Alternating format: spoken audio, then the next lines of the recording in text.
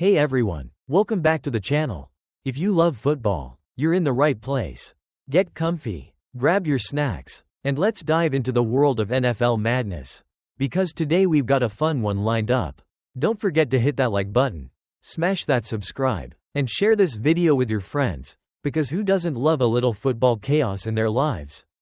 Alright, let's talk about something that's been causing a lot of ruckus lately, and no, I'm not talking about the NFL referees or that one guy on Twitter who thinks he can throw a spiral 60 yards. I'm talking about the Lions game against the Bills. And let me tell you, it's been a wild ride. If you were watching that game, you know what I'm talking about. If you weren't, well, buckle up, because it's about to get interesting. So, here we go. This Sunday's showdown between the Detroit Lions and Buffalo Bills was the game everyone was talking about. On paper, it was supposed to be a close, thrilling matchup, right? But if you tuned in, you were probably wondering why the only thing hotter than the Lions' offense was the CBS broadcast itself. And I'm not talking about the excitement. I'm talking about the hot mess that was their coverage. Now, let's get one thing straight. I love a good game of football. But what I don't love, when the broadcast team messes up in the middle of a major game. So, what went wrong? Well, grab your popcorn, because we're about to break it down. What went wrong with CBS's broadcast? Alright, first things first. The game kicks off and everything is going smoothly. The atmosphere at Ford Field? Electric. The crowd? Wild. And then, the broadcast starts. We got Nantz and Romo in the booth. Jim, who's the seasoned pro, and Romo, who's known for his hyper-excited, I'm the smartest guy in the room, commentary. And hey, I get it. Romo's been around the block. The man knows his stuff. But, let's just say, this wasn't Romo at his best. First of all, the constant cutting to commercials without properly identifying injured players?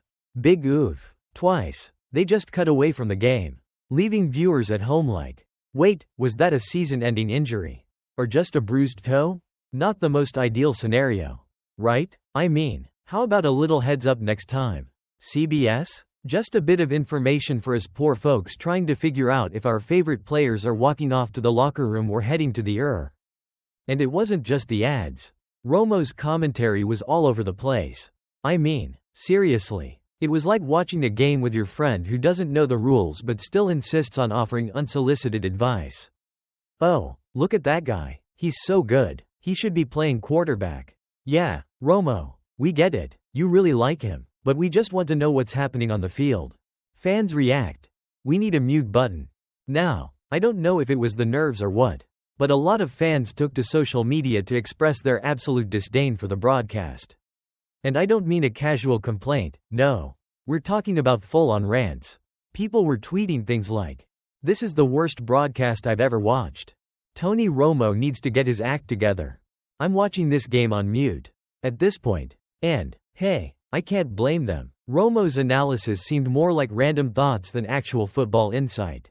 At one point, I'm pretty sure he said, "And you know, the thing about football is, it's a game played with the feet, and I had to stop myself from throwing my remote at the screen." Yes, Romo, we know. People were begging for a mute button or, even better, a remote with a skip feature for Romo's rants. It became clear that if you wanted to enjoy the game without a side of random factoids, you had to either mute the TV or suffer in silence. Honestly, the real game became trying to find the mute button fast enough when Romo went off on one of his tangents. But hey, let's not forget about the actual game. As much as we'd love to roast Romo for his commentary, we can't ignore the Lions-Bills game itself, which was, in fact, quite the roller coaster. The Bills were absolutely on fire this week. And Josh Allen? This guy is playing like he's auditioning for an NFL version of Avengers Endgame. But the Lions? They weren't backing down. The offense was looking good.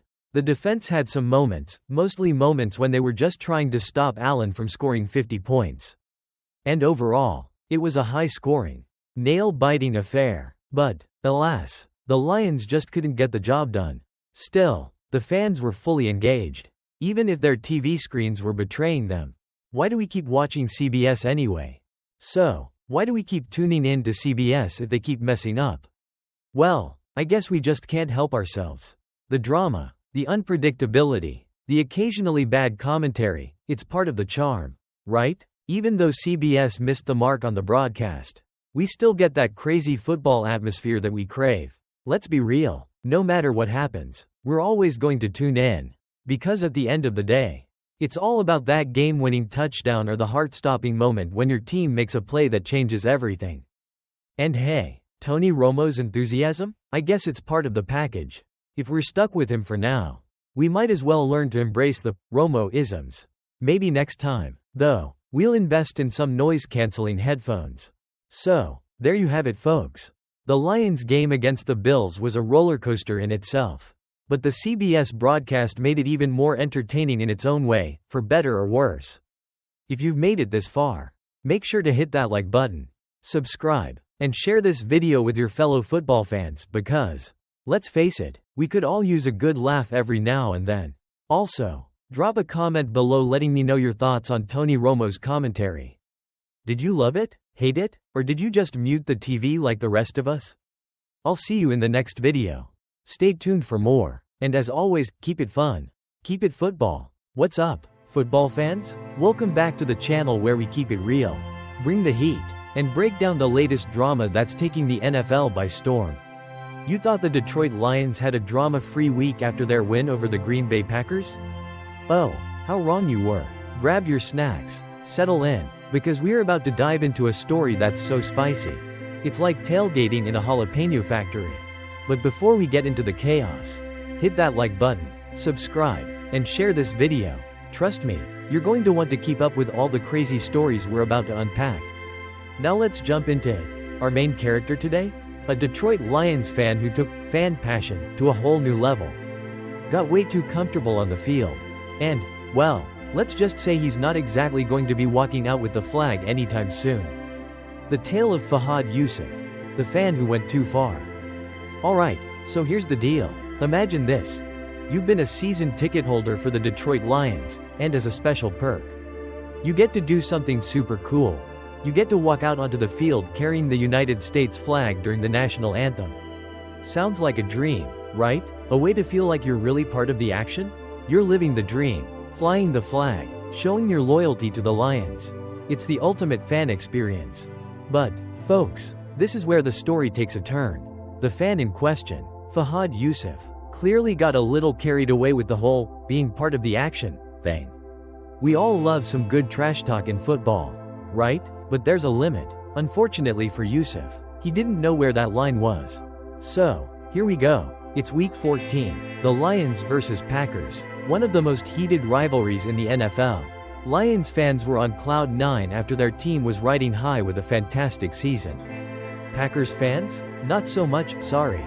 Green Bay. But someone had to say it. Yusuf gets on the field as planned, flag in hand, ready to make his patriotic entrance. But instead of walking out, he starts jawing with the players, specifically the Packers, and not just any old casual trash talk. No, this was full-on taunting. And the victim of his verbal volleys? None other than Packers head coach Matt LaFleur. Yeah, Yusuf decided that not only did he want to show his pride for the Lions, but he also wanted to let the Packers know they were done for. And, apparently, the best way to do that was by throwing up the throat slash gesture at LaFleur and the team. Yusuf himself confessed to Detroit's WXYZ-TV. We're about 5-10 yards away from the sideline, just looking at all the players. Definitely letting them know you're going down. You're done. It's over. Let them know we're gonna beat you 2 times.